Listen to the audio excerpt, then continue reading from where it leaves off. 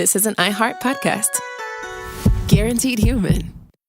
You're listening to a podcast, so you're doing something else too, like maybe scrolling home listings on Redfin, saving places you like without thinking you'll get them, because that's what house hunting has become. But Redfin isn't built for endless browsing. It's built to help you find and own a home. Redfin agents close twice as many deals as other agents, which means when you find a place you love, you've got a real shot at getting it. Redfin helps turn saved listings into real addresses. Get started at redfin.com. Own the dream. Studies show that 100% of everybody in the world wants to curl up indoors and do nothing because it's so darn cold out there. That's why many people are turning to Bombas, whose pillowy plush slippers and warm merino wool socks have been said to be the most comfortable in the history of feet. Bombas products have been found to boost coziness by up to 1,000,000%. Okay, enough fake statistics, but could Bombas socks and slippers really be the cure?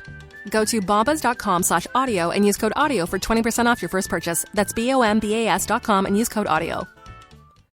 Hey, this is U.S. Olympic gold medalist Tara Davis Woodhull. And I'm U.S. Paralympic gold medalist Hunter Woodhull. As athletes, our lives are about having a clear path. And a team that you can absolutely trust. So when it came to getting the best mortgage, we chose PennyMac. PennyMac is proud to be the official mortgage provider of Team USA and you. Learn more at pennymac.com. PennyMac Loan Services, LLC, Equal Housing Lender, NMLS ID 35953. Licensed by the Department of Financial Protection and Innovation under the California Residential Mortgage Lending Act. Conditions and restrictions may apply. Support for the show comes from Public, the investing platform for those who take it seriously. On Public, you can build a multi-asset portfolio of stocks, bonds, options, crypto, and now generated assets, which allow you to turn any idea into an investable index with AI. It all starts with your prompt. From renewable energy companies with high free cash flow to semiconductor suppliers growing revenue over 20% year over year. You can literally type any prompt and put the AI to work. It screens thousands of stocks, builds a one-of-a-kind index, and lets you backtest it against the S&P 500.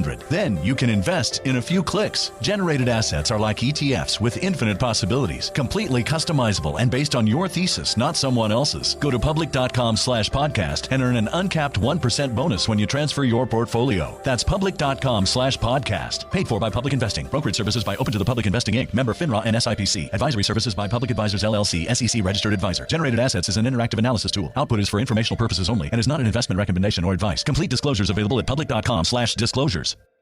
What grows in the forest? Our imagination and our family bonds. The forest is closer than you think.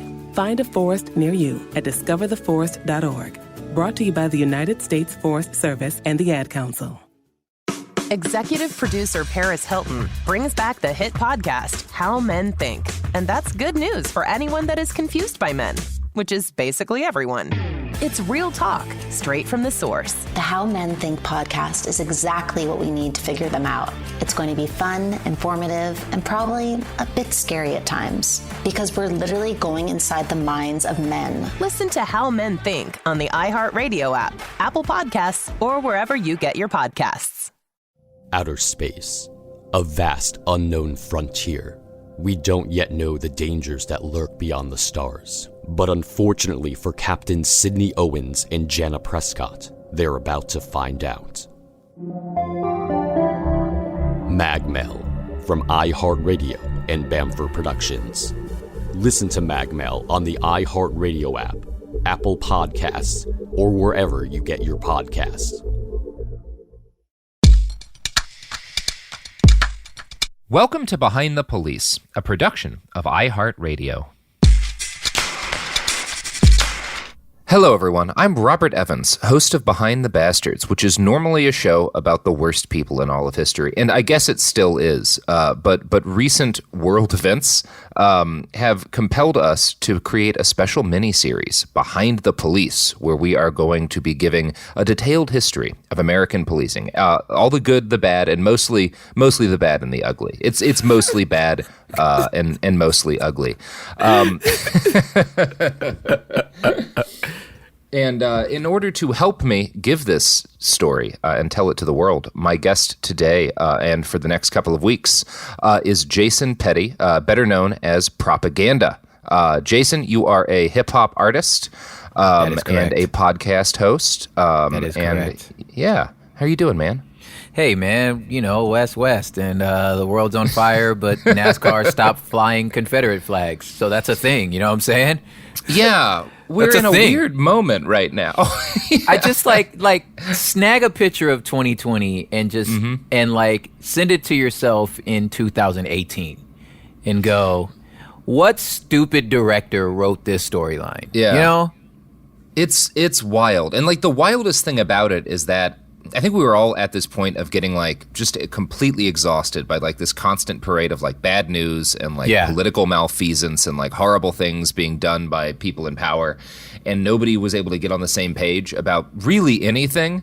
And then all of a sudden, after the Minneapolis police murdered George Floyd and that video came out, for like the first time in a long time, almost everyone, most people got broadly onto the same page. We weren't even on the same page about a virus. Yeah. It's like something that don't give no shits about what political stance you are gonna kill you either way. We couldn't even agree on that. Yeah. But then this happened. I was like, we could agree that Black Lives Matter for real? That's what we're finally agreeing on? Yeah, it's good. Broadly good. Like I'm kind of I'm recording this from outside of what will probably not exist by the time this airs, but was briefly the Seattle, the Capitol Hill autonomous zone. I went to check that out for a couple of days. Great. Yes, it's been wild. I wish you could talk to me a little more about there's got to be some sort of version of Behind the Bastards that is the Northwest. Yeah. It's definitely a tale of two cities up there. You know what I'm saying? Yeah. I've been getting tear gassed in Portland for days, and they were in Seattle too, but then they succeeded in getting their police to pull out of a precinct, which is wild. And now the cops are back, so it didn't last, but yeah. And you've been on the ground in Los Angeles attending some of the protests, if I'm not mistaken. Yeah. How have you felt about that? Dude, it's obviously the sheer volume. I mean, because I was here for the LA riots. You know what I'm saying? So the sheer volume of people, the amount of sustained energy has been maybe something's different. You know what I'm saying? The amount of diversity in the streets has been maybe. I guess after having to take it to the streets since the day after Trump was elected, you know what I'm saying? Yeah. From the Women's March all the way to the school shootings, to the climate, to the there's no to the damn Muslim ban. It's just at some point we were just okay, enough is a damn enough. But I to be fully transparent, I think I echo the sounds of people who've been in justice work for a while, where your arms are still kind of folded on the side, okay, are you gonna be here next week? You know what I'm saying? It's you like this song, but are you gonna stay for the concert? This is a long concert. You feel me? Yeah, it's a long, and I guess that's kind of why we're doing. After 2 weeks almost in the streets reporting on that, I kind of felt like the thing to do was to try to because I think it's wrong to say that we're all on the same page. We're all reading the same book, and the book is titled "The Police Are Murdering a Whole Ton of Black People," and also doing a bunch of other messed up stuff. And it feels like for a lot of folks, the first time they opened that book was because they went out to a protest and they got tear gassed, and suddenly were confronted by the violence of American policing. So I think now is a good time to go into a really deep history of American policing and let people know where all this came from, because this didn't. Yeah. I know what I love about your show is I think why it reigns so true with me. It was it's the stuff that when we might be looking at the same dumpster fire, but I'm looking at it with 100 years of history to know I actually know what I'm looking at. You know what I'm saying? And y'all think I'm making this shit up. I'm not, I swear to you, I'm not making this up. Just learn more and you'll stare at this dumpster fire like I am. Yeah, so let's stare at the dumpster fire, and really just I'll get into the story. Yes. As a side note, your camera is phenomenal. What's up with this depth of field on your? Oh boy. That's great, man. It's like blurry in the back. Like, look at this thing, dude. Yeah, that's so people don't see all of my illegal artwork that's on the walls behind me. Got it. Okay. Yeah. Very erotic. Yeah. You see my bed here is where all the magic happens. And by magic, I mean snoring and my daughter kicking me and my wife in our ribs. Anyway. Yeah. So, I guess let's get into it. So, obviously, like the idea of law, of there being laws that people could break and be punished, that's existed for a while. We all remember hearing about Hammurabi's Code and stuff like back in school. But throughout history, a surprising amount of societies, probably most of them, have lacked anything that we would recognize as like a police force in like an organized and kind of a modern sense of the word. Like a lot of times you'd have like you'd have a military that would enforce some rules for like the king or whoever, but you didn't have like beat cops rolling around, scanning neighborhoods. Now, the ancient Egyptians had something that might be seen as kind of a predecessor to the police. It was a small, dedicated force for guarding the tombs of the wealthy, as well as their businesses, which will be something of a pattern throughout the episode here. Africa invents everything. Let's just going to throw that. That's the pattern. Anyway, go on. Including policing for the wealthy. Including policing. Well, they can't all be winners. You know what I'm saying? Yeah. It's not all writing. Yes. No. So some ancient Greek city-states, including Athens, had what you might call a proto-police force as well. And in Athens, this force was kind of geared towards protecting markets and keeping an eye on untrustworthy foreigners. So it was a little bit like, a mix between normal police and ICE. Now, this was not considered to be an honorable job. As historian P.K. Bailey noted in a 1928 lecture, quote, "Even in the enlightened democracy of Athens in the 5th century BC, no free citizen was prepared to serve in that capacity, and such police force as there was consisted of foreigners with the status of slaves, who were the property of the states. In Greece, generally very few of the states seem to have made any provision at all, so far as is known, for the ordinary policing of their cities, though the state of Sparta certainly had a very efficient system of secret police." This is really interesting to me, especially because of what comes next. So, Sparta really seems to be like some of the first police that are very similar. You can draw a direct line from the Spartan secret police to the origins of American policing, which we're gonna get to in a little bit.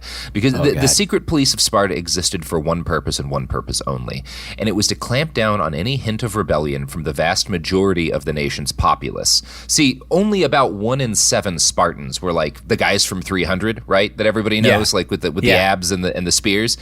The vast majority of the population were helots. They were slaves, basically. They were slaves. They were just straight up slaves. Like, it was a slave empire, Sparta was. So the vast majority of people in the country were slaves. And the Spartan leadership and the Spartan citizens spent all of their time terrified of slave rebellions. That's why the Spartan army didn't actually leave the country all that often, because they'd get uprisen.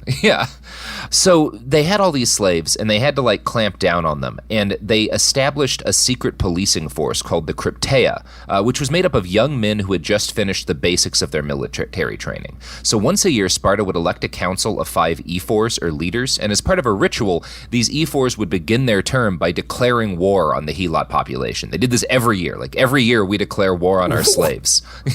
So the Spartans had Crips, is what you're telling me. They did. What were they called again? Crypteia. The Crips. So they had Crips. So they was the boys in blue. I'm telling you, man, this stuff has been going on for a long time. The other boys in blue. And they was trying to keep the slaves. They was trying to keep the slaves from rebelling. Everybody tuck that back in. Tuck that away for a second. Keep that in your head. Keep that in your head. Okay. So every year these elected leaders, formally declare war on the helots, and it's something of a ritual. And this ritual is based around keeping them from rebelling. So the Crypteia would be sent out to wander barefoot, armed with knives, into the countryside, and they would seek out the strongest and the smartest of the helots, their slaves, and they would murder them in the night, culling the population of any potential leaders. That every year we go out, we find the smart ones, and we kill them so that they can't rise up against us. What the? How is this efficient? Y'all telling me this is the pinnacle of Western civilization? That's where all the Western civilization is trying to be. Okay, got it. It does make it kind of appropriate when a lot of American police officers wear Spartan helmet patches now. It's okay. Little on the nose. Little on the nose, fellas. Yeah. Now, I should note here that there is quite a lot of historical debate about the Crypteia. Some scholars agree with defining them as a secret police, as a force to keep the Helots in line through regular murder. Victor Davis Hansen, who's a pretty prominent pop historian, compares them to the Gestapo. But other historians will argue that the Crypteia were less of a policing force and more of a guerrilla military unit, an auxiliary to the regular Spartan military that sort of also acted as kind of an advanced training program designed to blood new warriors by giving them easy kills to help them get over any hesitation they might have to do violence. And I don't think these two views are necessarily in conflict. The Crypteia seem to have been a dedicated guerrilla army meant to suppress dissent against the ruling class by doing violence to the impoverished majority who produced all of Sparta's value. In this, they fulfilled a role not very different from a lot of police forces in Western history. Yeah, just guys, he can't make this stuff up, man. Because we can't make this up. Bro, it's pretty wild. Look, man, yeah. I made myself today. I was like, okay, I'm gonna do a longer meditation. I'm gonna do some yoga. I am going to prepare myself for the amount of things you finna tell me right now. And none of it worked because I still picked a fight with my wife today. It was like, I'm sorry, babe. We about to talk about the ancient police, okay? So I'm sorry. But go on. And for the record, fuck the ancient police. You know what? You know what I'm saying? Ancient NWA, you feel me? What are they called? The Roman Republic didn't have any kind of formal national police force for most of its history. And Rome, which was the biggest city in the ancient world, for most of the time that it was kind of the center of the world, lacked anything that we would describe as police. As Rome grew to become the largest city in its era, crime became an increasing problem. The wealthy were able to use vast networks of clients. Romans had this weird system whereby if you were rich, you gave money to a bunch of people who had less, and they all had to kind of have your back. Everybody had a posse in ancient Rome. That's the way to look at it. All the rich people had posses. Everybody had a big ass squad. And so the wealthy were able to use these big ass squads to defend themselves from aggression and murder their political enemies, protect them in the streets and stuff. Meanwhile, organized criminals and gangs did basically the same thing. And there wasn't really a big difference between the rich and their squads and criminal gangs. They were kind of the same thing. Yeah. Now, victims of crimes had to either get revenge themselves or whip up a mob of their fellow citizens to help them in this task. There was a lot of whipping up of mobs in ancient Rome. Why do I could just, it just tracks. Yeah. That just tracks so well, Yeah, we've always been the same species. People we the same. Yeah. We are the same. But one of the best, my history professor in college, one of the best things he said to me was if you want to know what happened in history, think about what you would do. Mm-hmm. You know what I'm saying? It's just us then. What would you do? History is us, them. Yeah, and in ancient Rome, the kind of graffiti networks they had really did act a lot like social media does, to the extent that kind of famous and powerful people would use graffiti to get shitloads, to kind of do the same thing that people who get pissed off online and have a following can do, but with a literal mob as opposed to an online I'm gonna one. literally cancel you, ancient style. Yeah, I'm gonna cancel you by having 400 dudes stab you repeatedly. And we talking about the government, the government. I mean, it was just kind of everyone. Yeah. Seneca, a Roman philosopher in this period, described street life in Rome this way: some things will be thrown at you, some will hit you. Which, yeah. You could say, Rome's first emperor, Augustus, when the whole republic thing ended, he established what's generally recognized as the city's first police force. And it would be fairer to describe them as a fire department that also did some policing. They were called the Vigils, and they stood watch at night and mainly kind of looked out for fires and attempted to stop the city from burning down, because that was a huge problem in Rome. And the Vigils were armed, though, and they were drilled in a similar way to soldiers. They used artillery to shoot dampening materials onto fires, but they also had the right to enforce laws and had the right to enter private homes to capture thieves, return runaway slaves, and generally ensure order. So kind of like a fire department mixed with the police force. And this system didn't really spread widely throughout the Roman Empire, but broadly similar systems were established in a number of European cities intermittently over the centuries. The night watchman was kind of the most common way that this would wind up happening. And these were just, in most of Europe, members of the community who would rotate through the job of defending their town or city from external threats like invaders and internal threats like fire. Their primary job was to give alarm, to kind of get everybody together so that they could deal with whatever problem, happened in the night.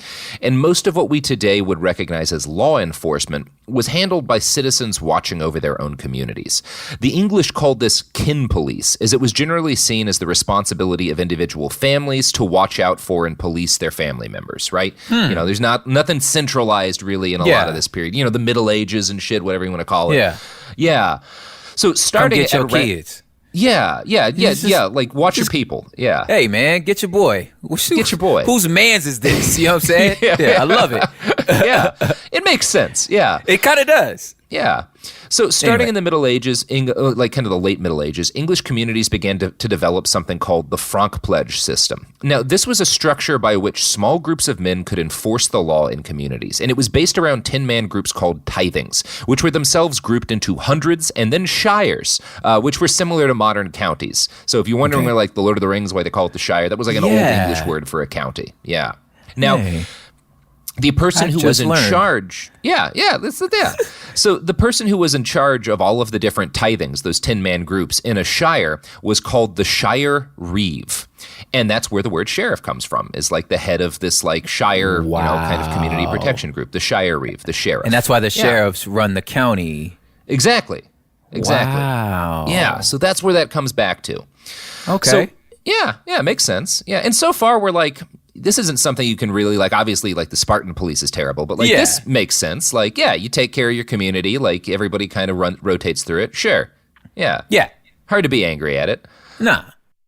Individuals within tithings were expected to apprehend criminals and bring them to court, and shire reeves oversaw their work. When Europeans began, genociding and conquering North America, they brought variants of this system and other kind of similar systems developed in other parts of Europe with them.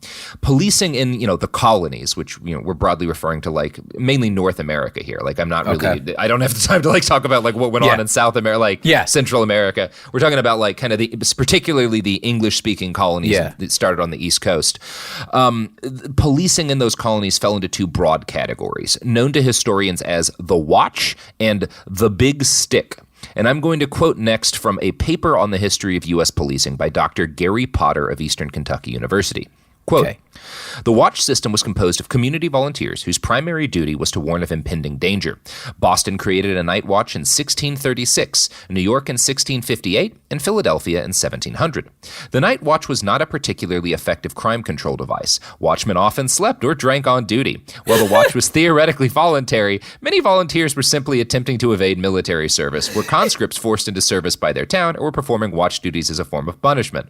And I have to say, again, last night I was kind of hanging out in the autonomous zone and I volunteered to do a shift on the night watch. Yes. And I was definitely drinking. Bro. we look in the hood, again, the pod we build is called Hood Politics. This is the pod I host. And one of the things is I just feel okay, no matter how unique our experience is, like you said, we're still all the same species, right?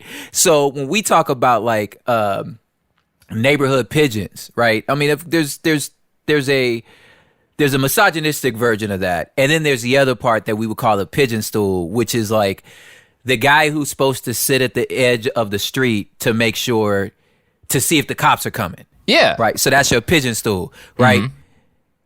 And he's drunk all the time.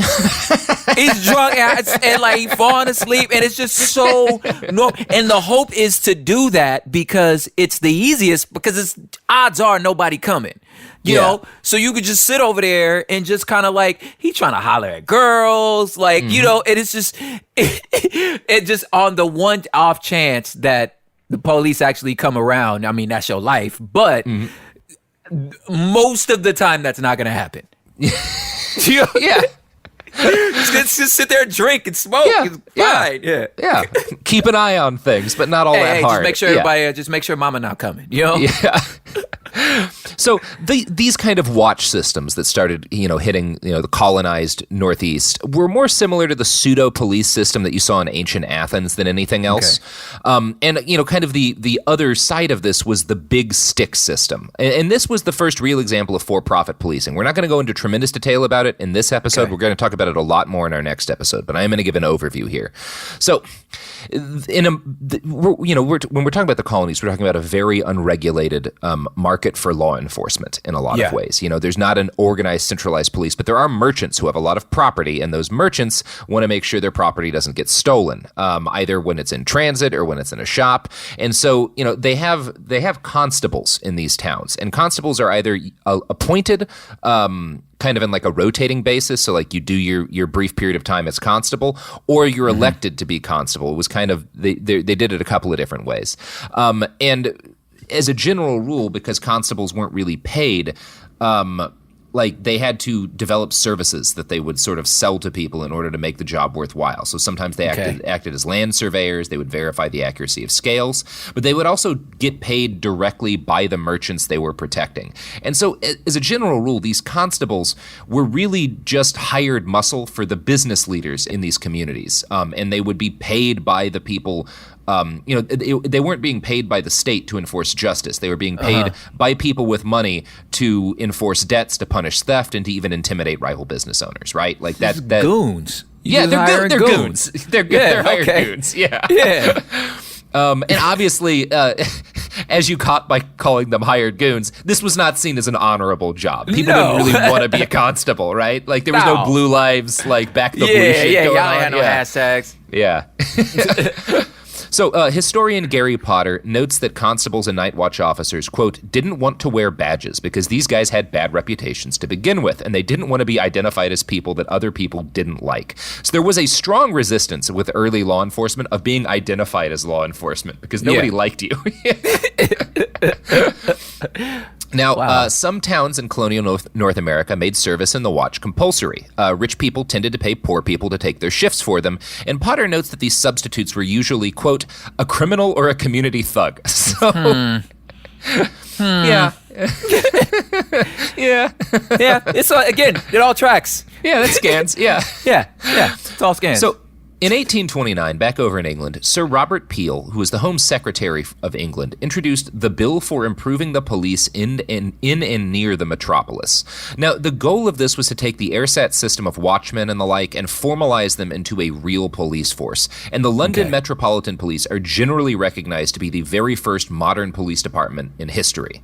And Peel, he's an interesting guy. He felt that the job of police should be to prevent crime rather than to punish it, because that's kind of what, all these constables, something got stolen, you'd get paid to go like fuck up the person who stole it, right? Yeah. But like they weren't really preventing crime. So Peel was like, what if we tried to stop crimes? And he felt the best way to achieve that goal was with regular visible patrols of officers from a formal centralized department with uniforms and ranks and a clear physical headquarters, so that people like knew those aren't just dudes, like those are the police and they're like a part of the state. Now, Peel felt that it was critical that only calm, even-tempered citizens should be police officers. He felt they needed, Oh, what a thought. Yeah. What a thought. Yeah, that one didn't really spread. I don't know much about the London police, but it didn't make it across the pond. It just there's a few things they threw out the baby with the bathwater in this situation. I get it. You didn't want to have a king anymore. Mm-hmm. You didn't like the tea. I get it. But maybe having a calm police force wasn't a bad idea. You took part of the Magna Carta. You was like, yo, this kind of seems like a good idea. Maybe y'all should have taken that one too. Yeah, and I did recently watch, like, again, the London police have done a lot of messed up stuff, too, even with some of the recent protests. But I did watch that when they threw the statue of that slaveholder into the bay in Bristol, into the channel. I watched an interview with, like, the local constable or whatever he was, like the local police chief type guy in Bristol, because he was being asked by the news, like, why he didn't stop it.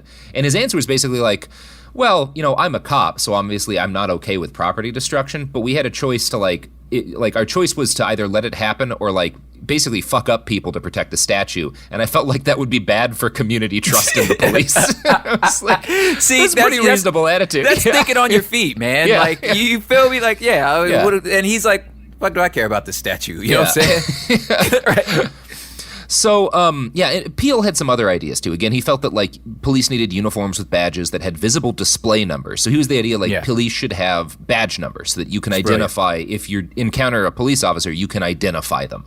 He also felt that police should not carry firearms. And again, that's like still kind of broadly applied in a lot of English policing.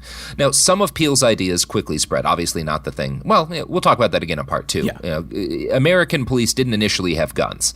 In 1838, though, the city of Boston became the first U.S. city to establish a modern police force. Now, the creation of the Boston Police, which we'll talk about a bit more in our next episode, was driven by largely a capitalist necessity to protect the property of big business. Boston merchants had been paying constables and the like to protect their goods for years, and they pushed for the establishment of a formal police force in order to shift the burden of paying for this onto the public, arguing that such a force would be for the collective good. So now we, the merchants, still get our stuff protected, but we don't have to pay we pay a little bit, but we pay a lot less because everybody's paying for these guys to protect our stuff. Yeah.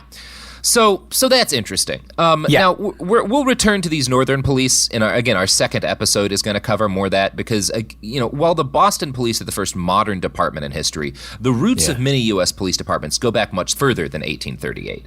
And I think a lot of folks have heard, through social media or whatever in the last couple of weeks as we've gone through this uprising, the idea that American police started out with slave patrols. And that's what we're going to talk about now. And that's partly accurate. It's not fair to say that... Hi, I'm Cindy Crawford, and I'm the founder of Meaningful Beauty. When Dr. Sabah and I decided to do a skincare line together, he said to me, we are going to give women meaningful beauty. And I said, that's exactly right. We want to give women meaningful beauty, which means each and every product is meaningful. It has a reason to exist. It's efficacious. You're going to get results. And then you just go out and live your life. Meaningful Beauty. Confidence is beautiful. Learn more at meaningfulbeauty.com. Support for the show comes from Public, the investing platform for those who take it seriously. On Public, you can build a multi-asset portfolio of stocks, bonds, options, crypto, and now generated assets, which allow you to turn any idea into an investable index with AI. It all starts with your prompt. From renewable energy companies with high free cash flow to semiconductor suppliers growing revenue over 20% year over year, you can literally type any prompt and put the AI to work. It screens thousands of stocks, builds a one-of-a-kind index, and lets you backtest it against the S&P 500. Then you can invest in a few clicks. Generated assets are like ETFs with infinite possibilities, completely customizable and based on your thesis, not someone else's. Go to public.com/podcast and earn an uncapped 1% bonus when you transfer your portfolio. That's public.com/podcast. Paid for by Public Investing. Brokerage services by Open to the Public Investing Inc. Member FINRA and SIPC. Advisory services by Public Advisors LLC, SEC registered advisor. Generated assets is an interactive analysis tool. Output is for informational purposes only and is not an investment recommendation or advice. Complete disclosures available at public.com/disclosures. This is Jacob Goldstein from What's Your Problem? Business software is expensive, and when you buy software from lots of different companies, it's not only expensive, it gets confusing, slow to use, hard to integrate. Odoo solves that because all Odoo software is connected on a single affordable platform. Save money without missing out on the features you need. Odoo has no hidden costs and no limit on features or data. Odoo has over 60 apps available for any needs your business might have, all at no additional charge. Everything from websites to sales to inventory to accounting, all linked and talking to each other. Check out Odoo at odoo.com. That's odoo.com. Kids, pets, life, your sofa sees it all. But with a washable sofa, stains don't stand a chance. All of our sofa collections come with fully machine washable covers and cushions, making cleanup effortless. Liquid and stain-resistant fabrics provide extra protection against everyday messes. Plus, with modular designs, you can rearrange your sofa however you like. Perfect for growing families and changing spaces. Starting at just $699, it's time to upgrade to a stress-free, mess-proof sofa. Visit washablesofas.com today and save. Offers are subject to change and certain restrictions may apply. All U.S. police started as slave patrols because obviously in the North they didn't have slave patrols really. They had it was a different route in the North. But in the American South, policing absolutely did grow out of slave patrols. And it came out, and you can draw a line between the two, because obviously like the first police departments in the North come out of a desire from, people with money and property and shops to protect their property. And in the American South, policing also grew out of a desire for people with money to protect their property, but that property was enslaved black human beings. Yes. Yeah. Yeah. Yeah. You know who doesn't establish slave patrols? Well, that's not know, good. Man. I don't enjoy that. I don't know, man. I think you never know, bro. You never know. Yeah. You never know, man. Yeah. You know who historically might have tried to establish police departments to protect? This is... Oof. I'm not doing great with this. Hey, you know who... I got none either, man. I'm sorry. Tried to help. We're going to roll ads now. You could just simply go, fuck the police. It's an ad break. Boom. There it is. There we go. This podcast is brought to you by AT&T Fiber. Okay, what do you call an AT&T wireless customer who also has redonkulously fast internet? Someone who prefers to burn through an entire season of their favorite show in one sitting. Someone who's quick.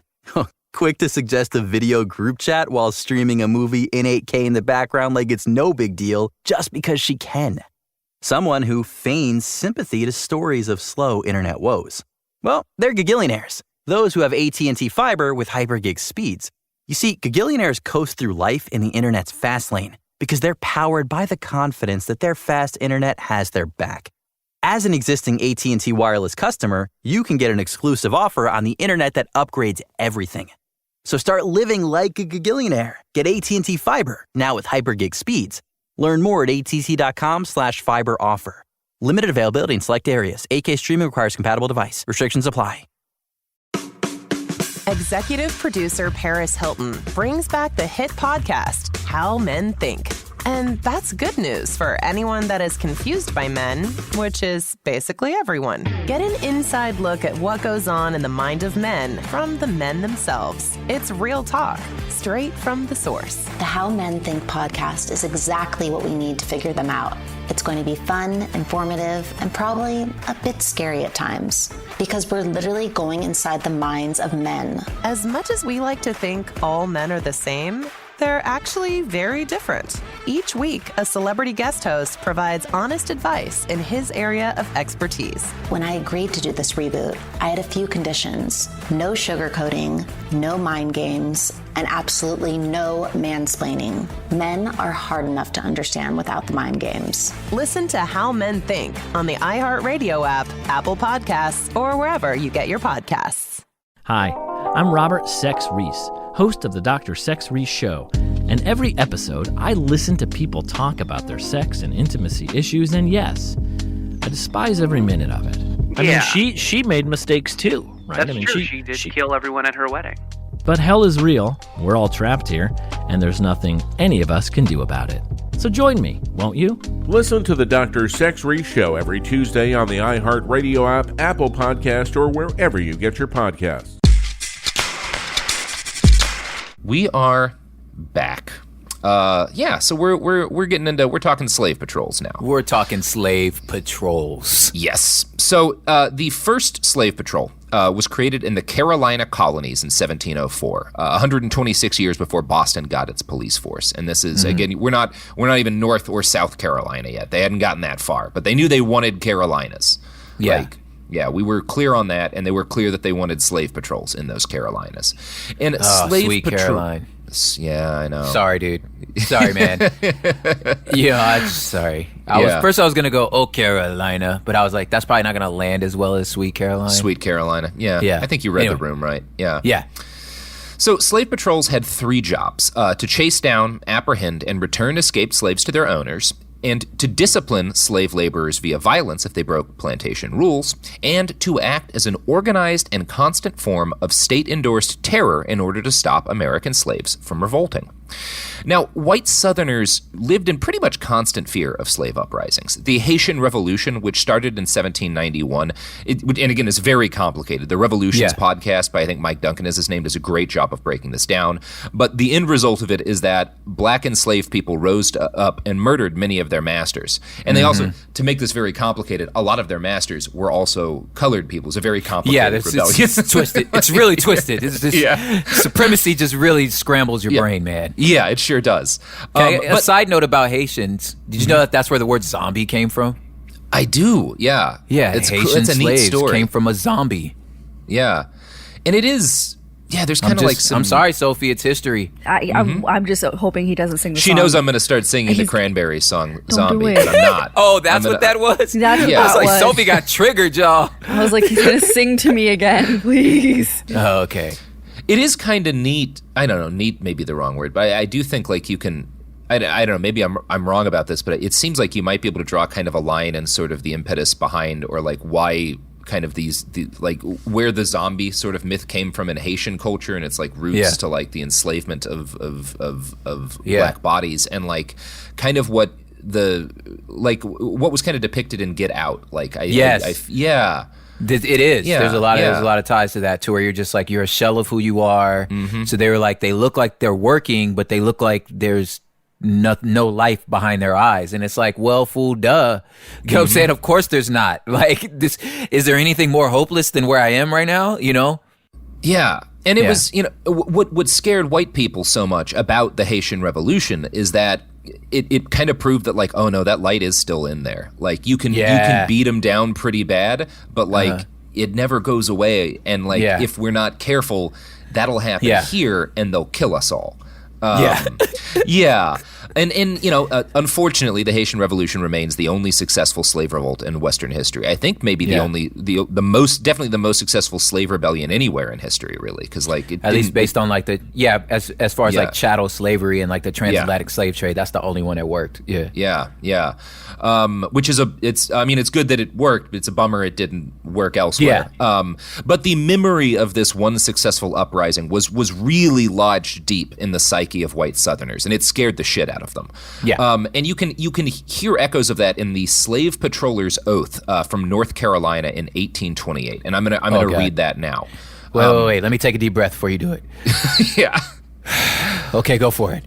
Yeah. I, patroller's name, do swear that I will, as searcher for guns, swords, and other weapons among the slaves in my district, faithfully and as privately as I can, discharge the trust reposed in me as the law directs, to the best of my power, so help me God.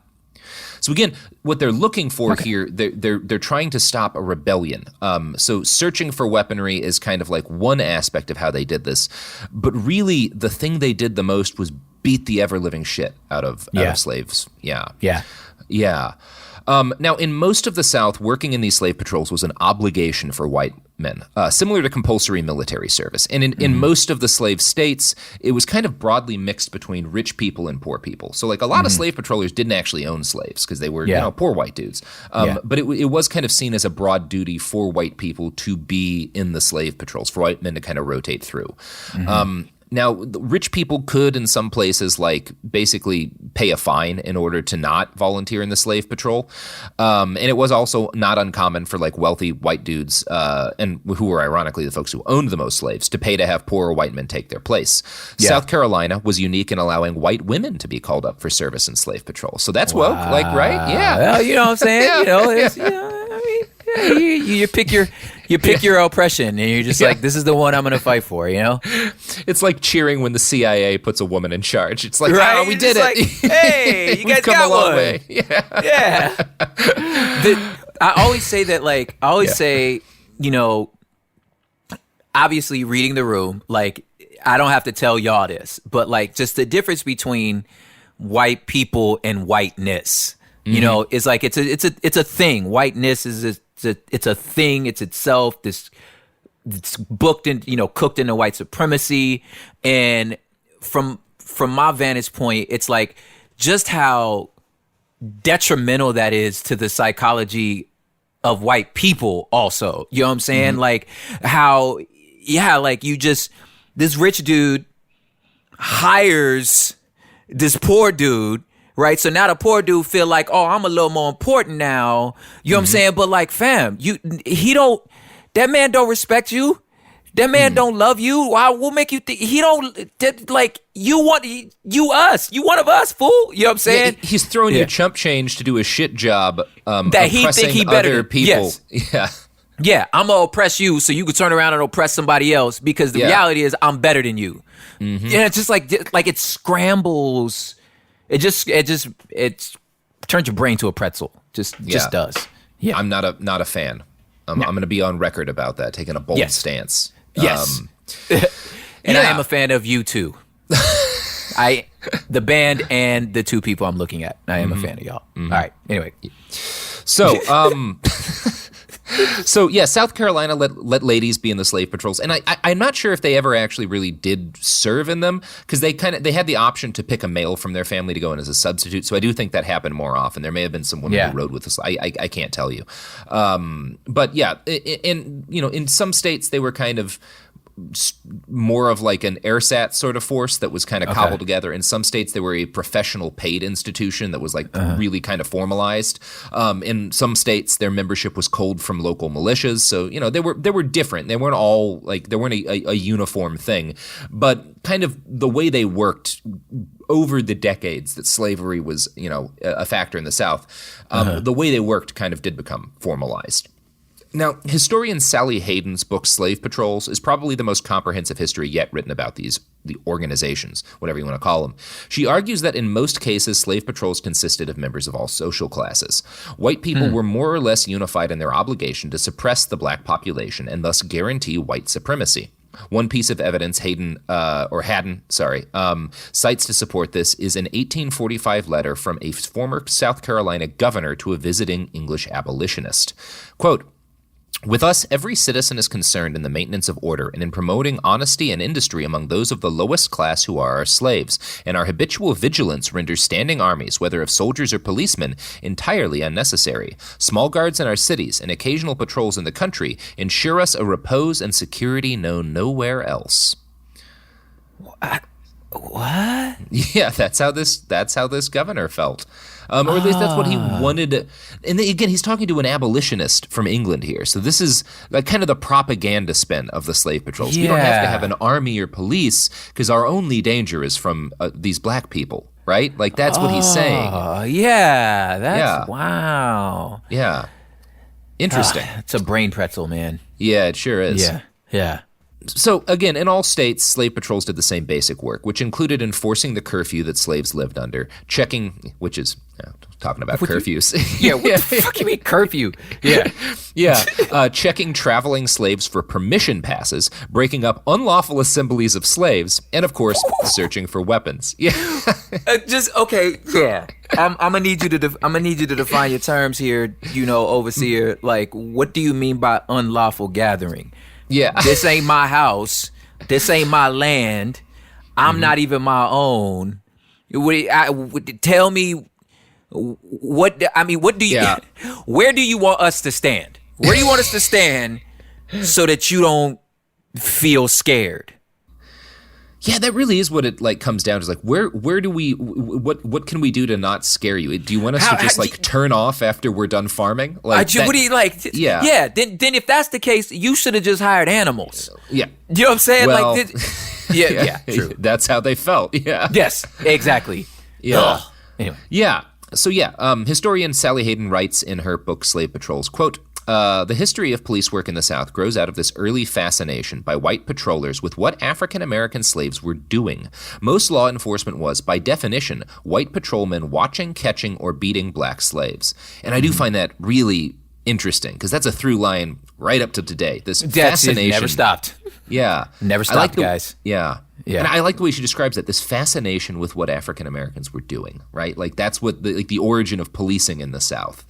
Have you heard of the phrase like it's in like feminism also, but the phrase the male gaze? Yes. Yeah. Yeah. So like in the same thing in like black activism spaces where it's like the white gaze. Yeah. It's just like, what are you looking at all the damn time? Like, good Lord, just make something up yourself. Like why? Like just can you go do something? Like I think you said in one of the episodes, because I am an actual fan, listeners, I listen to the show, like, that you were just like, if we could just give just like white kids some cosplay that's like, you're allowed to just like shoot things into an open space. Yeah, and, yeah. You know what I'm saying? Like, then maybe you wouldn't just be so worried about like what I'm doing right now. Yeah, like that's I do think Warrida, which is, our plan to wall off Florida and turn it into a free fire zone for just whoever wants a war. Yeah. As long as we like cover like Miami. Yeah. Just can we keep Miami? Protect Miami. Yeah, we can keep Miami. Yeah. Yeah. We have to protect Orlando, Orlando real quick so that I can watch the NBA playoffs. All right. Well, we're rapidly chiseling away at Warrida. This is not we'll it's not as fun, out. Man. Yeah. Orlando's too far inland. Yeah, we'll find a war state. We'll figure it out. Maybe the Panhandle. Can we go like Tallahassee? The Texas Panhandle. Yes. Nobody likes that. Yeah. Nobody likes it. Turn Abilene into a free fire zone. Why is Abilene a city anyway? Yeah, we don't need Abilene. It should not be a city here. Yes. Yeah. I'd apologize to the Abilene listeners, but there's no one listening from Abilene. 4 of you, and you all left. You're in Dallas now because you realize Abilene shouldn't exist. Yeah. Abilene, the place where you will absolutely get pulled over if you drive through, just because there's nothing else for the cops to do. Nothing else to do. Abilene, where as soon as you're 18, we'll see you later. Yeah, get out of there. Yeah, just you're leaving. Yeah. So the violence meted out by slave patrols was neither random nor disorganized. Slave patrollers had the right to detain, interrogate, and search slave quarters. They were allowed to seize property at will, which was, you could see, as kind of an early form of civil asset forfeiture. Yeah. They also had the right to punish black people on the spot for infractions of slave laws. Now, physical punishment could be dealt out via firearms, but was usually dealt out by what were called either Negro whips or Negro dogs. And I probably don't need to explain what Negro dogs were, but they're large bloodhounds that patrollers use both to track down slaves and to horribly maim them. And that is the term that historians use for these, is Negro dogs, because that's what they were called by. Yeah. So we're talking mostly about slave patrols, and there's a lot of other areas I could get into detail, and I just don't have the time to. But I should note here that slave patrols were not entirely the first thing kind of like slave patrols to exist in the United States. Even before slavery was really common in the United States, U.S. settlers in New England appointed Indian constables whose job was to police Native Americans, often by violent terror. And it's worth noting that the St. Louis police, who we'll be talking about a bit at the end here, were formed both as a slave patrol and as a patrol to defend white people against Native Americans. So that is a big factor in a lot of this too. Some of these areas, the Native populations kind of had gotten exterminated or pushed out by the time things formalized. But in a number of particularly more, quote unquote, frontiery places, slave patrols also did a lot of violence against Native Americans. And that is an important aspect of this. And even in the North, where slave patrols weren't a thing, there were, groups of vigilantes, well, not quite vigilantes, because they were sort of part of the government, whose job was to do violence to Native people. So that is a factor in all this as well. If we want to be perfectly accurate, the case is less, as it's made on Twitter, that U.S. police started as slave patrols, and more that U.S. police started as a series of armed groups whose central purpose was to protect white people from non-white people via violence. That would be that gets your critical race theory juices going. The intersectionality of oppression from the police. Like, it ain't, look. They coming for you too. That's always been my answer. Look, you chilling, they coming for you too. I hope you know. Yeah. So the institution of slave patrols evolved and formalized over time. And for a look at how that worked, I think it'll be useful for us to zoom in on the case of my home state, Missouri. Now, Missouri entered the Union in 1821 as a slave state, and racism was obviously baked into the new polity from the very beginning. In 1825, the new state passed a law banning any, quote, free Negro or mulatto from coming into the state under any pretext whatsoever. Which Oregon had a pretty similar but harsher rule after the Civil War. So, idea of how racist Oregon started out as. 1825 is also the year that Missouri established its very first slave patrols. And I'm going to quote now from a paper by Morehouse College professor Larry Spruill. Quote, By 1845, these patrols had permission to administer from 10 to 30 lashes to slaves found strolling about from one plantation to another without pass from his master, mistress, or overseer. Good Lord. Strolling about, yeah. It's just you can't go for no walk. What's wrong with you? And the dude, and you could just as what you just said. He's like, oh no, I don't have I'm free. I don't have a master. Yeah. Well, you ain't got no letter from your master. Nah, sir, you're not listening to me. I don't have a master. You know what I'm saying? Then you're breaking the law. Well, then you don't belong in this state. Yeah. Yep. All right, I guess. You know what I'm saying? Yeah. So Missouri slave patrols worked at least 12 hours a month, but also, some people worked a lot more, and members received about 25 cents per hour. Now, I should note here that the patrols weren't just randomly accosting individual slaves. Enslaved humans in the United States resisted their situation in a variety of ways.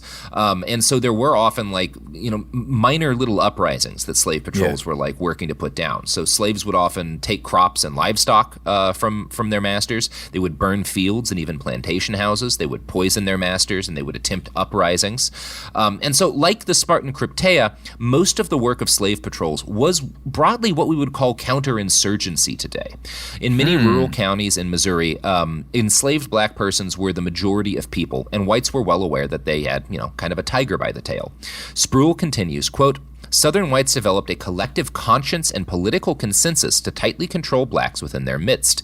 Slave policing demanded accountability for every captive's whereabouts. A missing slave was cause for grave concern, often causing panic. Fear of insurrection made unauthorized blacks on roads or in the public square hazardous. Racial features made blacks visible, suspect, and vulnerable to slave patrollers looking to catch a inward, out of his place without a pass. Just as blackness was the stigmatized identification of bondsmen, it also singled them out as suspects and criminals. An enslaved African's phenotype marked them as a habitual, dangerous class, requiring relentless supervision and policing to guarantee their submission. Yeah, that also sounds familiar. Yeah, that sounds familiar.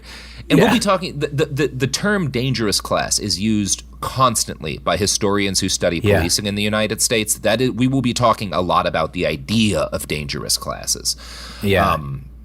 It's an important concept. You don't realize how that just poisonous stain, just that weird DNA strand just stayed with us to the point to where, I know you're going to get to it later, but black boys being treated like adults when they're kids because you already think we're more dangerous. And first time a cop pulled a gun on me, I was 14. And I was I didn't grow no facial hair. I still had a squeaky voice. I just was terrified. He was talking to me like I was some hardened criminal. And I'm like, dog, I'm a freshman. I'm a freshman in high school. I'm scared that my mom's going to be pissed because I'm home late. That's what I'm scared about. My mom finna be pissed that I'm supposed to be home at 3:45. I'm going to get home at 4:15. She finna be like, where the hell are you? You know what I'm saying? So I'm terrified. And he's talking to me I know, I don't even know the words he's saying. It's because you already see us already as dangerous. Yeah. And this is how that kind of starts and evolves, and how that ball gets rolling to the boulder it is today. So for kind of another look at how people saw the slave patrols in that time, I want to go to a guy named Basil Hall. He was a 19th century English traveler and author. He visited the American South in 1829, and he wound up in Richmond, Virginia. His recollection of how slave patrols were explained to him gives us another insight into how white people talked about this institution to other white people, which I think is compelling. Quote, in walking round, my eyes were struck with the unusual sight of a sentinel marching with his musket. My companion said, and his companion is a local American Southerner, a white Southerner, obviously, it is necessary to have a small guard always under arms. It is the consequence of the nature of our colored population, but it is done more as a preventative check than anything else. It keeps all thoughts of insurrection out of the heads of the slaves, and so gives confidence to those persons amongst us who may be timorous. But in reality, there is no cause for alarm. The blacks have become more and more sensible every day of their want of power.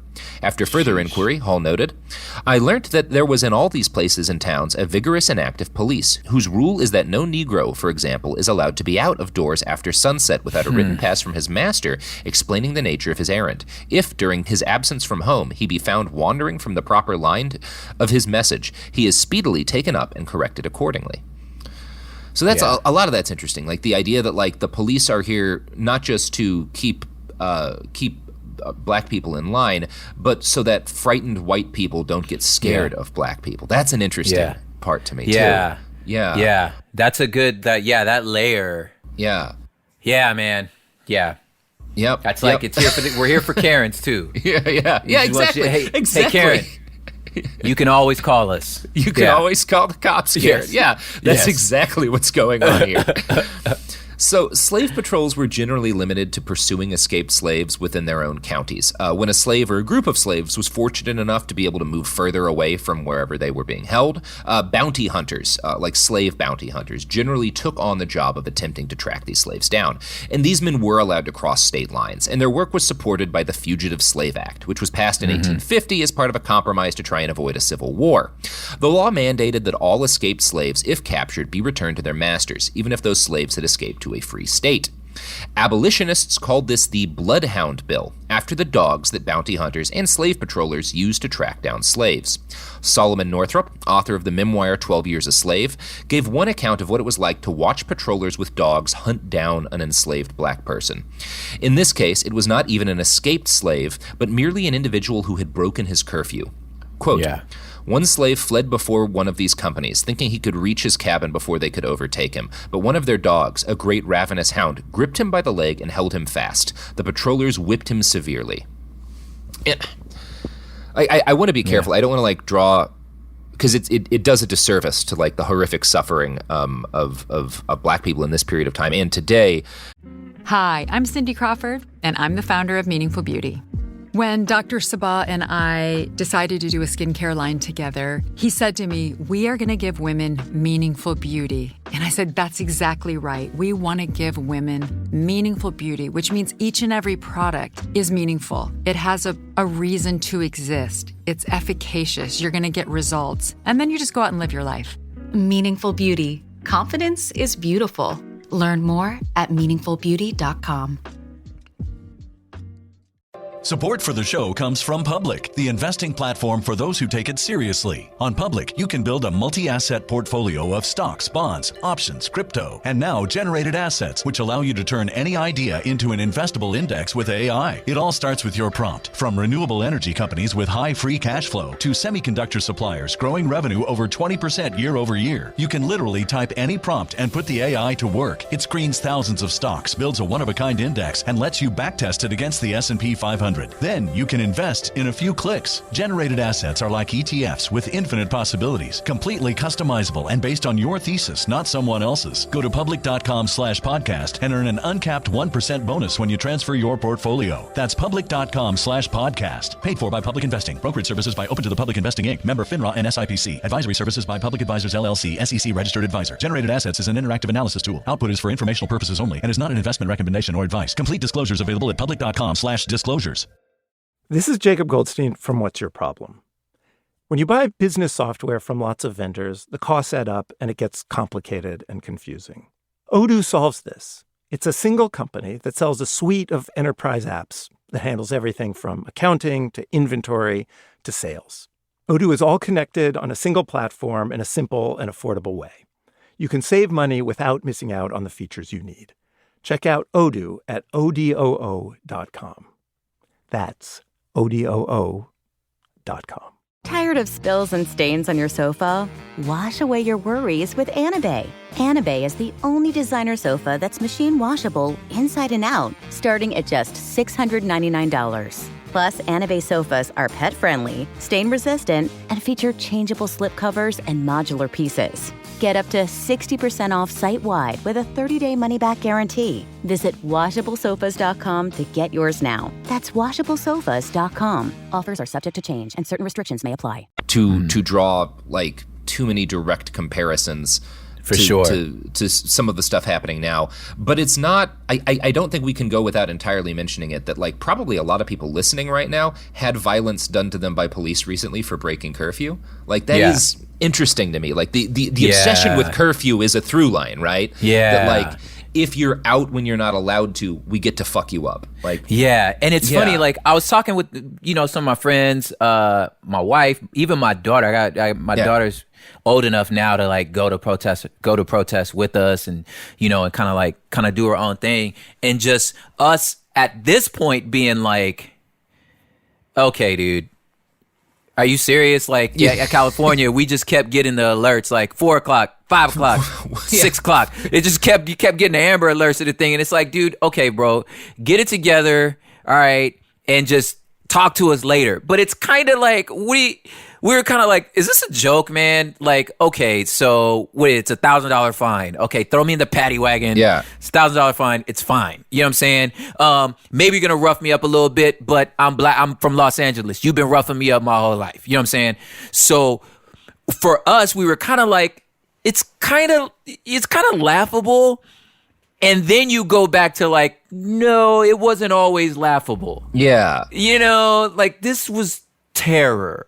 Yeah, this was absolutely terror. And I think they would have, it's interesting that it is talked about slave patrols as like a counterinsurgency, but like the way they countered the insurgency was by being terrorists. Like these guys were terrorists, Yes. And that's the first police departments in a lot of ways. Ladies and gentlemen. Yeah. So Spruitt's article, which we've been quoting from, includes a number of other firsthand accounts by enslaved persons of the use of these dogs, these bloodhounds, Negro dogs. Most of these accounts were taken down during the Great Depression, which is one of the coolest things they did during the New Deal is the FDR administration sent a bunch of people out to interview former slaves who were by now at that point quite old. But that's where we get a lot of our like kind of formal stories of what it was like to be an enslaved person this period. So thank you, the New Deal, for that particular thing. Right? It was a good call. So one of these people who was interviewed noted, quote, in every district they had about 12 men they call patrollers. They ride up and down and round looking for inwards without passes. When slaves run away, they always put the bloodhounds on the tracks. They had the dogs trained to keep their teeth out of you till they hold them up to bring you down. Then the dogs would go at your throat, and they'd tear you to pieces too. After a slave was caught, he was brung home and put in chains. Yeah. So we also have recollections of slave patrol members of their use of dogs. One of these guys, who was a slave patroller in Louisiana in 1857, described his method of work thusly. Quote, if I can catch a cussed runaway inward without killing him, very good, though I generally let the hounds punish him a little and sometimes give him a load of squirrel shot, which is like a light shotgun load. Yeah. If mild measures like these do not suffice, I use harsher punishment. The moment the hounds come close, they utter a hideous and mournful howl. Heaven pity the poor. And then he uses the N-word again. Yeah. So, not a good dude. No. Hope he didn't make it out of that Civil War. I'll be honest with you. Yeah, hope that guy got Gettysburged. It's a verb. Yeah, hope he met Sherman or Grant or someone. Yeah. Something. I'm about to Gettysburg this transition. Yeah, let's Gettysburg these ads like Pickett's. I don't know. Fuck it. Just run the ads. I called the Union Hall. I said, it's a matter of life and death. I think these people are planning to kill Dr. King. On April 4th, 1968, Dr. Martin Luther King was shot and killed in Memphis. A petty criminal named James Earl Ray was arrested. He pled guilty to the crime and spent the rest of his life in prison. Case closed. Right? James Earl Ray was a pawn for the official story. The authorities would parade, we found a gun that James Earl Ray bought in Birmingham that killed Dr. King. Except it wasn't the gun that killed Dr. King. One of the problems that came out when I got the Ray case was that some of the evidence, as far as I was concerned, did not match the circumstances. This is the MLK tapes. The first episodes are available now. Listen on the iHeartRadio app, Apple Podcasts, or wherever you get your podcasts. What's up, guys? I'm Rashad Bilal. And I am Troy Millings, and we are the hosts of the Earn Your Leisure podcast, where we break down business models and examine the latest trends in finance. We hold court and have exclusive interviews with some of the biggest names in business, sport, and entertainment. From DJ Khaled to Mark Cuban, Rick Ross, to Shaquille O'Neal. Our alumni list is expansive. Listen in as our guests reveal their business models, hardships, and triumphs in their respective fields. The knowledge is in depth, and the questions are always delivered from your standpoint. We want to know what you want to know. We talk to the legends of business, sports, and entertainment about how they got their start and most importantly, how they make their money. Earn Your Leisure is a college business class mixed with pop culture. Want to learn about the real estate game? Unclear as how the stock market works? We got you. Interested in starting a trucking company or a vending machine business? Not really sure about how taxes or credit work? We got it all covered. The Earn Your Leisure podcast is available now. Listen to Earn Your Leisure on the Black Effect Podcast Network, iHeartRadio app, Apple Podcasts, or wherever you get your podcasts.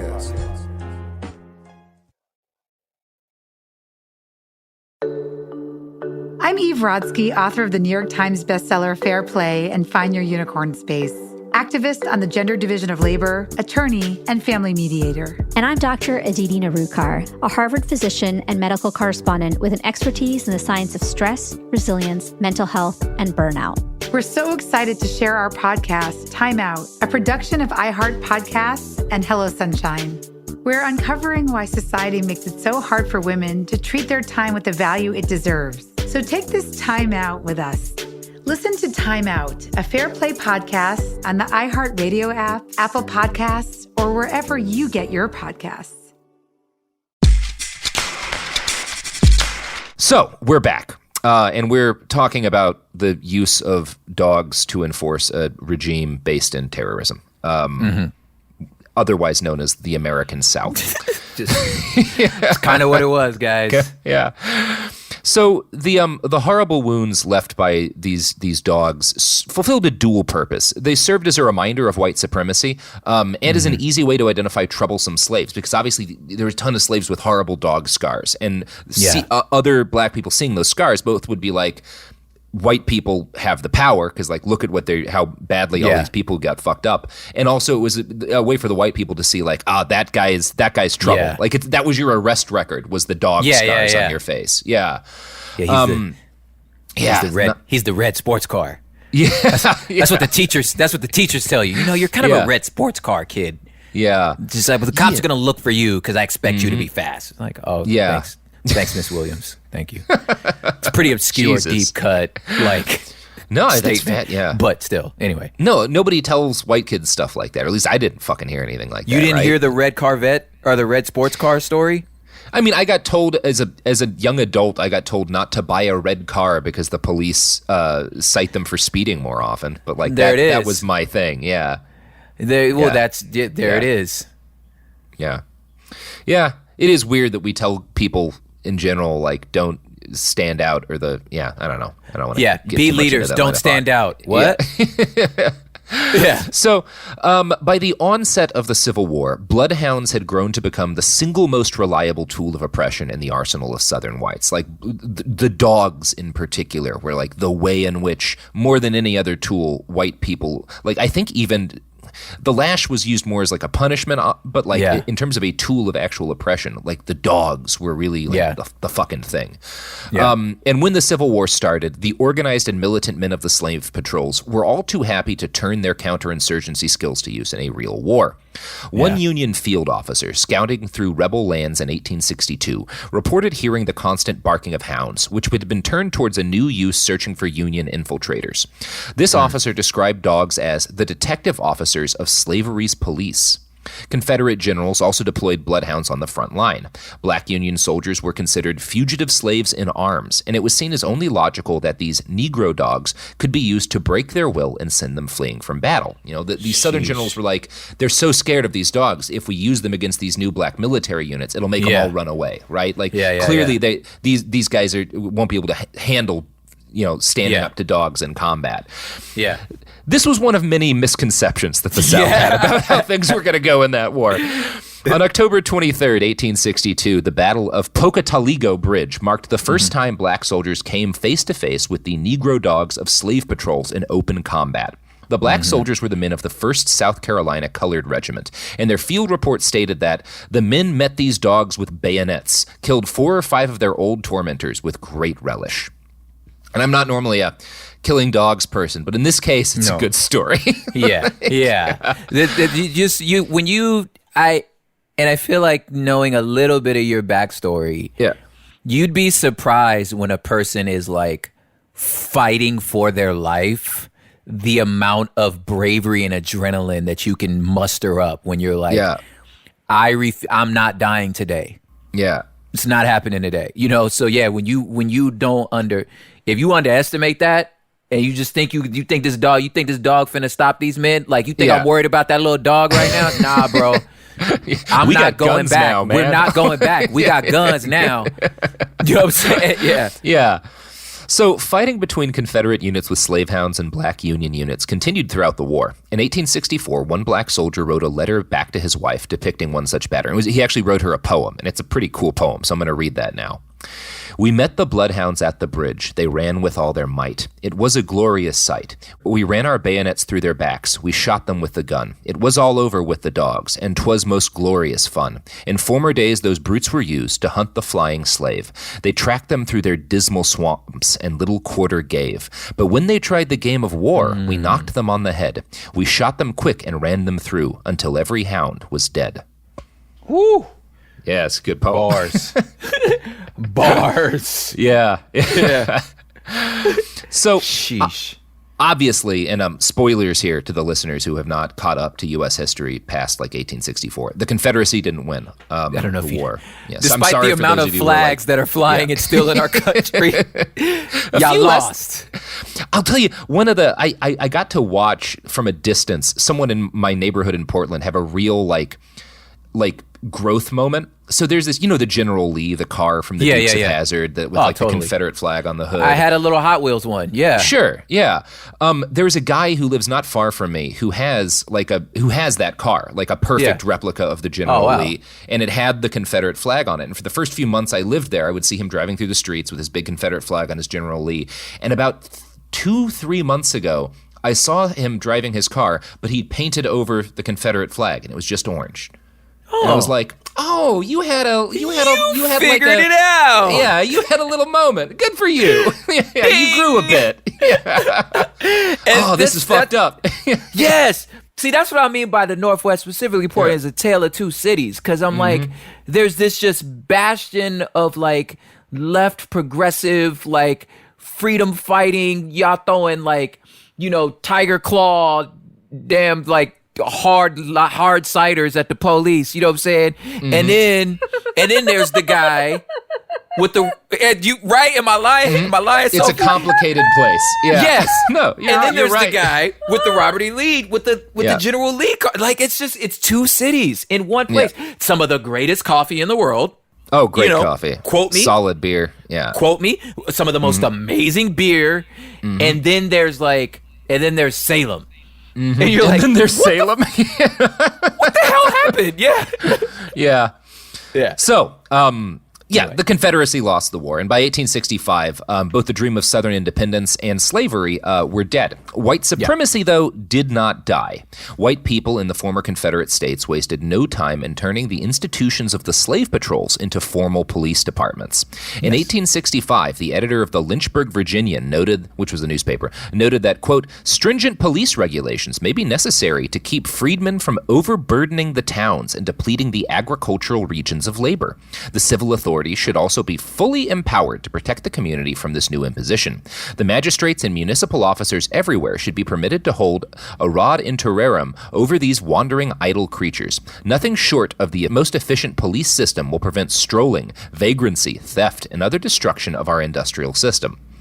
So, that's pretty clear. That's pretty great. It's the moment, like, so the Chappelle Show years ago had a skit where he depicted the day, like, the postman comes with the letter that the slaves are free, right? And like, it's one of the greatest skits.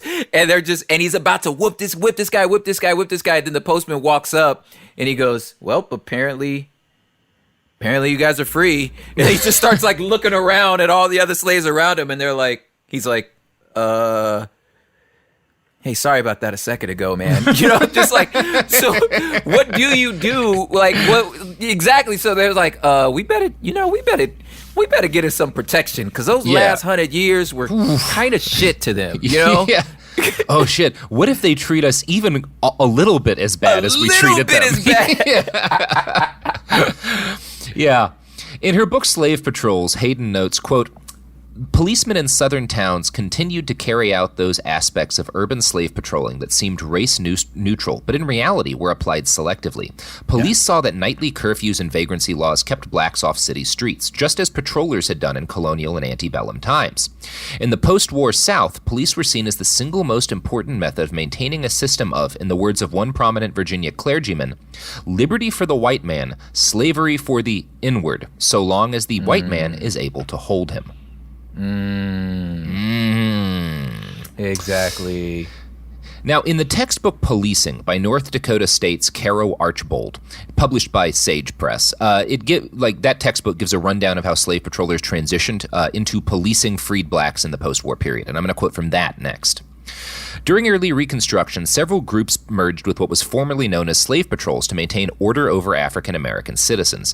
Groups such as the federal military, the state militia, and the Ku Klux Klan took over the responsibilities of earlier slave patrols and were known to be even more violent than their predecessors. Over time, these groups began to resemble and operate similar to some of the newly established police departments in the United States. In fact, David Barlow and Melissa Barlow note that by 1837, the Charleston Police Department had 100 officers, and the primary function of this organization was slave patrol. These officers regulated the movements of slaves and free blacks, checking documents, enforcing slave codes, guarding against slave revolts, and catching runaway slaves. Scholars and historians assert that the transition from slave patrols to publicly funded police agencies was seamless in the southern region of the United States. So they just took these slave patrols. Yeah. The war's over. Now you're cops. That's literally how it went. Yeah. Now, that's obviously not every police department in the South, because like a lot of cities and towns that are in the South now and have police didn't exist back then. But for example, the St. Louis Police started as a slave patrol. The St. Louis Police Department that existed today began as a slave patrol. Yeah. Sheesh. The current St. Louis Police have their origins as a slave patrol. Dog, man. A number of the St. Louis Police Department's first officers were former bounty hunters and slave patrollers, and they brought to their new job their old tactics, most specifically their old tactic of using dogs to torture and terrify black people. And here's where things get real angry, Macon, because the use of Negro dogs continues to this moment right now in present-day St. Louis. Oh, my God. Yeah. Talk to me, Nelly. Huh? I said, talk to me, Nelly. I was just making a St. Louis joke. Just stomping in your Air Force Ones. In 2014, the murder of Michael Brown by a Ferguson, St. Louis police officer prompted an uprising by the city's black population. I think people are broadly familiar with this. And this was suppressed with extreme violence. But the whole affair forced the Department of Justice to conduct and publish an expansive report on the Ferguson Police Department's behavior. Yes. This report concluded that, quote, the Ferguson Police Department engages in a pattern of deploying canines to bite individuals when the articulated facts do not justify the significant use of force, leaving serious puncture wounds to nonviolent offenders, some of them children. Now, the report went on to note that Ferguson police were allowed to sick dogs on suspects when any crime, not just a felony or violent crime, has been committed. This permissiveness, combined with the absence of meaningful supervisory review and an apparent tendency to overstate the threat based on race, has resulted in avoidable dog bites to low-level offenders. And the DOJ report kind of uses a little bit of weasel language on this fact, but one of the things it revealed is that 100% of the people maimed by Ferguson police dogs were black. See, this what am I trying to say right now? What gets under my skin in discussions of this is that it sounds so preposterous. Yeah. That people say we're alarmists. We're just making this stuff up. You know, that was a long time ago. It's all in your head, and you like. So after a while, you actually start thinking, you know, maybe I am crazy. Mm-hmm. Maybe it is in my head. And then you're just like, and then you look at your other black friends and you like, am I tripping or did this happen? And they're like, no, it kind of happened to me too. And then you're like, how about the other fucking side of the country? Did it happen to y'all too? And you're just like, yeah. So then when the report comes out, you're just like, guys, like, I'm telling you, I'm not crazy. I'm telling you this is happening, you know? And I still got to convince you. And I'm like, how many receipts do you need? And it didn't convince. In 2015, this comes out, and it's another, like, people seem more convinced now after everything that's happened, but, like, it took, like, 5 years after this report came out, and there was really, there was an uproar over the murder of Michael Brown, obviously. Yeah. But there was the fact that a police department formed out of a slave patrol that used dogs to maim black people in order to terrorize them was 200 years later using dogs to maim only black people in order to terrorize. The fact that was happening, like, that it was like, and then it was out of the zeitgeist. That's what I was gonna say. Then it's gone out of the zeitgeist. Yeah. And that's the other thing that's so hard about, like, and I'm critiquing myself, period. I'm critiquing all of us, period, is like when the cameras leave, like, how hard it is to keep the energy up to say, look, listen, I know it was a high, like, high profile case, but it's not done. You know what I'm saying? And now that it's back, okay, it's a year later. Y'all forgot about Mike Brown because you on to the next hashtag. But I'm like, no, seriously, we didn't make this up. Like, here's the evidence. Like, I'm telling you, that's what happened. And it's like, it's you find yourself, like, just exhausted as to go, like, no matter how many receipts I give you, like, you know what I'm saying? Yeah. Speaking of receipts, I do feel like I need to quote from the New Yorker here. And they did do a pretty good article kind of digging into the use of these dogs. So I do want to, like, credit them for that. They didn't, like, look away. They put out an article, which isn't nothing. Quote, in one account, not an article. Better than not. Yeah, right? Yes. Like, yeah. In one account, a dog was sent after an unarmed 16-year-old who was also tasered. The electric shock of that weapon partially paralyzes a person. If that were to happen while a dog was tearing at your arms and legs, all you could do would be to watch in immobilized horror. Another case involved 4 police officers, including a canine handler, trapping an unarmed 14-year-old in an abandoned basement. The crime? Trespassing. The Department of Justice report recounts what the boy says happened to him. When he saw the dog at the top of the steps, he turned to run, but the dog quickly bit him on the ankle and then the thigh, causing him to fall to the floor. Dang. The dog was about to bite his face or neck, but instead got his left arm, which the boy had raised to protect himself. FPD officers struck him while he was on the ground, one of them putting a boot on the side of his head. He recalled the officers laughing about the incident afterward. The boys in blue. The boys in blue. Yeah, the boys in blue, man. Yeah.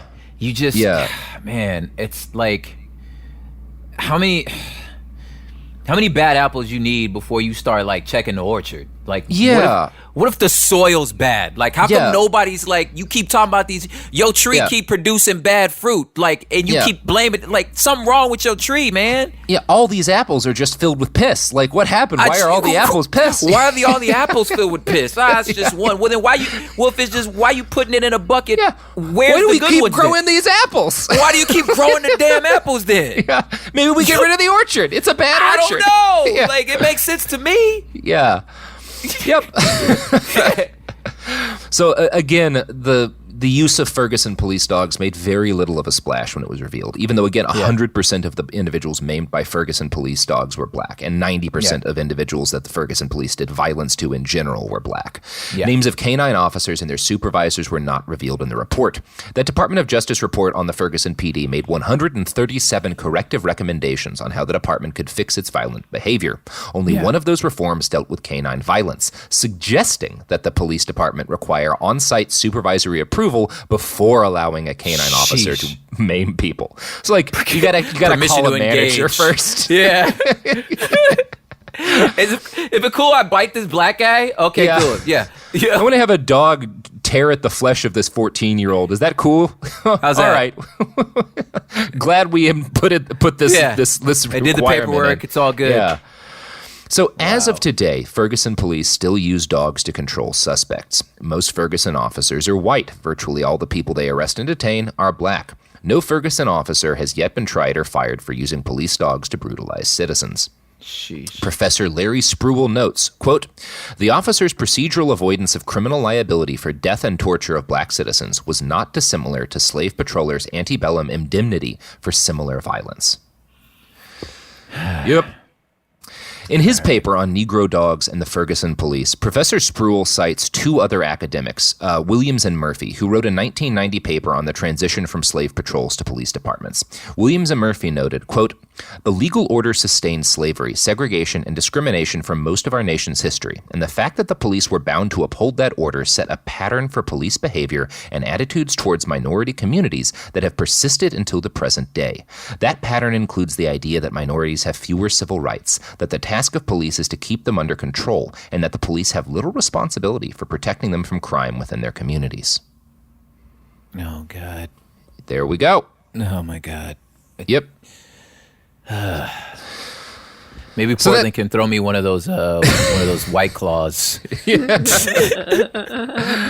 There was I missed this rally, but there was apparently a rally where some of the Antifa kids. Do you remember there was that Pepsi ad with Kendall Jenner? Yes. Kendall Jenner, where she hands a Pepsi to a cop. Like after that ad, a bunch of those like kids showed up at this. I think it was a May Day protest with like crates of Pepsi and just started chucking them at the cops.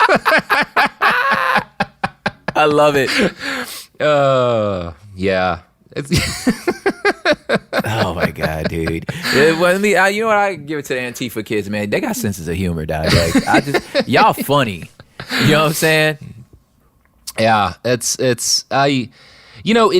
been interesting because like there's all this talk of like Portland has like a big anti-fascist sort of activist community, but like with all the talk that there is from the president about Antifa at these protests, they've really taken a back seat. Like they have not been driving the fucking bus here. Yeah, I can tell you that much. And it's kind of obvious because I'm like, in some ways, I feel like a lot of the anti-fascist dudes, like they have a style. There's like an aesthetic to what they do that like, and I know it's a weird way to say it, but I feel like I go, oh yeah, that's kind of their flavor, and I'm like, this ain't that. Yeah, this just something else, you know? Yeah, I don't know. Yeah, like it's a lot like of them when you see like the graffiti that says like blacks rule. I'm like, a black man did not write that. No, he did not write that. That's ridiculous. Okay. Yeah. The flip side of that was like in Portland on 2 Fridays ago, I think we had a crowd march to the Justice Center, and then people just started fucking it up, like breaking all the windows. They lit some fires, and it was very obvious, I think, to everyone who knew the city, like, because this was like the day after the precinct in Minneapolis was burned, and I was like, they're gonna fuck that Justice Center up. it's going down. Yeah. And there was like, it was blamed a lot on like white anarchist kids. Like, there were definitely some of those folks doing it, but like, it was a pretty diverse crowd that fucked up the Justice Center. Yeah. It's not. Yeah, it's life in history is not so compartmentalized that you could just be like, this happened, and that group of people by themselves did the thing. Yeah. A lot of folks wanted to get into that Justice Center and run around. So Prop, that is episode 1, and again, this is the slave patrol. A lot of this pretty much every episode is going to deal with racism because it's kind of central to policing. But next episode we're going to be talking about sort of policing more in the North and kind of policing against people we consider white, but who at the time the people who controlled the police might not necessarily have considered white. That's a big part of this. Yeah. Ooh, I can't wait for this one because like at some point, man, I just feel like I know my work's going to call me to do some sort of deep dive in the construction of like pan-ethnic terms, like black or white, and what the hell that means. Like, even hearing like the who was the Milo boy? What was his name? Milo Yiannopoulos. Whatever the hell his name is. Dude, yeah. Him talking about like our country was made for the advancement of white men, and I'm like, no, it wasn't, because there was no such thing as white men when y'all got here, and you ain't even want the Irish here. That's the northern part of the same island, for crying out loud. So like, you looking at them, you don't think it's still people in this world that don't think Italians are white. Like, what the hell are you talking about? You know what I'm saying? Like, so you don't even know what white means, So I love what you're gonna go to next, because just like, you have to remember, again, it's a construct. Like, y'all made that up. Yeah. So we'll talk about that in part 2. Yes. Prop, you want to plug some pluggables before we roll out? Man, yeah. Everything for me is prophiphop.com. That's my @mention, just all of it, Prop Hip Hop. Doing a fun thing on Fridays called Porigami Fridays, where I basically just make a single cup of like pour over coffee with a buddy on Instagram. That sounds good right and now, we feature actually. like Yeah, we feature like a local roaster from wherever, like offer discounts and since this last uprising, we've been featuring like coffee roasters owned by persons of color to just support good coffee. You know what I'm saying? So that's kind of a fun thing I'd plug on this one. Since I get to come back 3 times, I get to pick what I'm gonna plug. You know what I'm saying? Oh yeah. Awesome. Yeah, man. Well, check that out. Check out Prop and his wonderful music on his YouTube channel. And propaganda, people should know. If they look for Prop, they'll find propaganda. Something else. Also, you know what? Actually, I would say, I'm glad you brought that up. So let me save all y'all the DMs you gonna give me, okay? At some point, I done already answered the question you finna want a personal answer for in one of these videos or interviews. So just, check the YouTube. You know what I'm saying? Yeah. Just it's probably there. At some point we've talked about it. So I'm just go ahead and put that out. All right, folks. Well, we will be back like fucking 4 more times at least to talk about 4 more times American police and where they came from. So I hope everybody enjoys this series, and I hope folks pass it along to friends and family who might think that policing just needs a little bit of just gotta get some schmutz off its face, and we'll be back. We'll be fine. We can't go back to it being good. It was always shit. We have to rethink this thing, Yeah. And I'm gonna come back to this a bunch of times. I know this episode got to end. I'm gonna come back to this a bunch of times, but I hope people are hearing that literally all of our institutions, we just made them up. They're made up. You know what I'm saying? At some point in time, they don't exist in nature. We made them up. So if you have a bad idea in any other part of your life, you stop doing the bad idea and you try to make a better one. Yeah, we can have a society where if someone commits murder, there's somebody whose job it is to figure out who did that and make sure they don't get to keep doing murder. We can have that. We can have that without having a dude who feels empowered to choke a man for 9 minutes. We don't have to have both. You don't have to have both. You mean to tell me the thought has never crossed your mind that the person that takes care of this homeless guy for loitering, who's just by virtue of his existence is breaking the law, and the same guy and the same tool needs to deal with the axe murderer that's you mean to tell me that takes the same people? Yeah, There's so many fucking countries that have people who make sure there aren't drunk drivers on the road, and the people who do that job don't have guns and don't get to throw people in prison and ruin their lives and search them for drugs and plant drugs on them.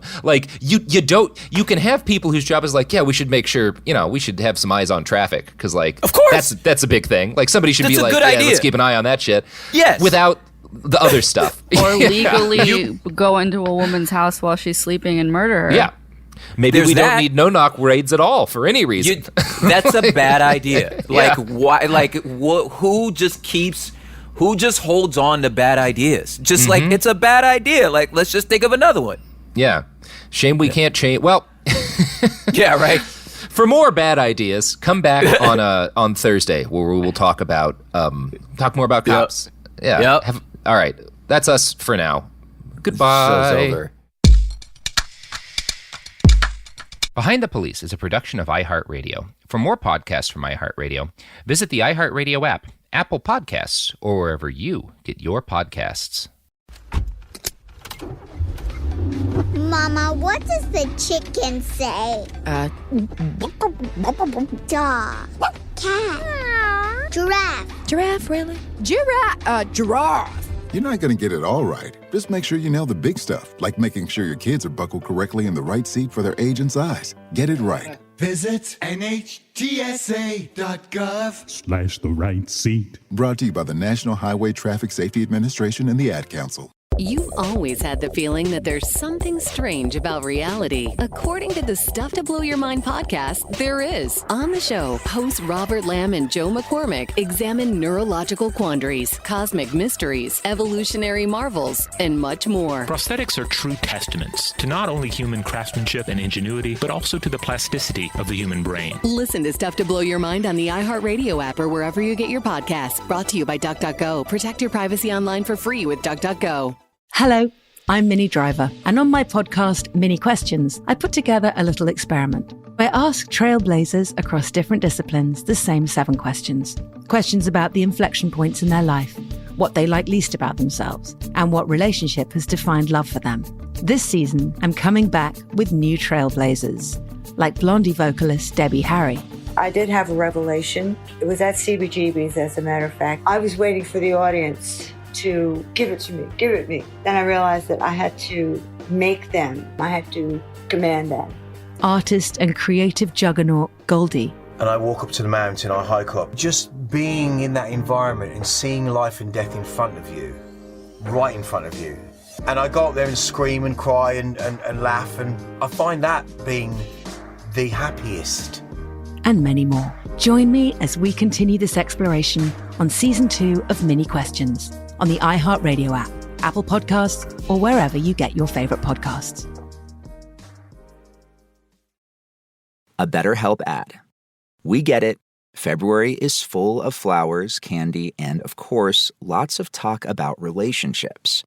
It can feel like everyone else has it all together in their love lives. But the truth is, we're all still figuring it out.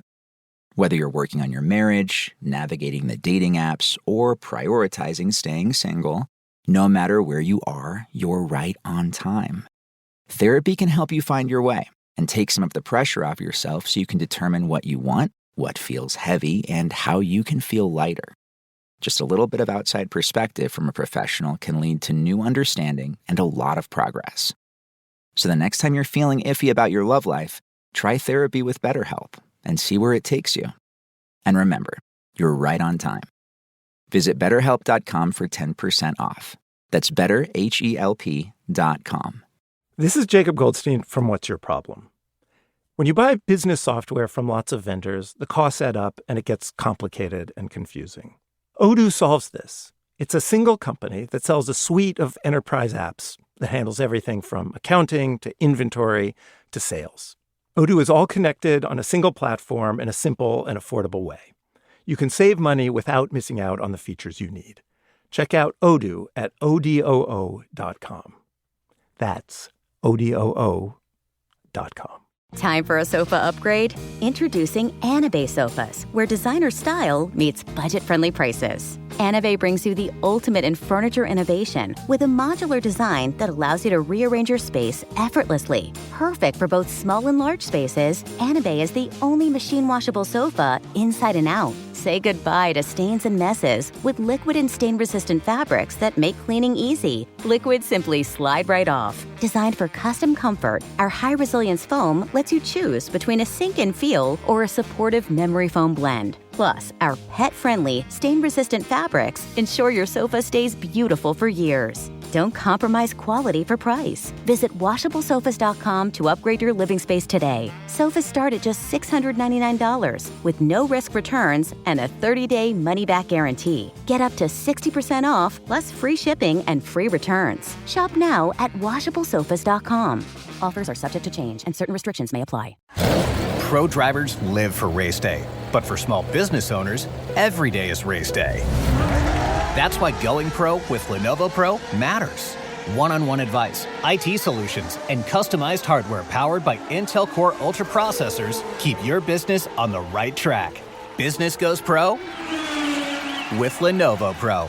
Sign up for free at lenovo.com/pro. Lenovo. This is an iHeart podcast. Guaranteed Human.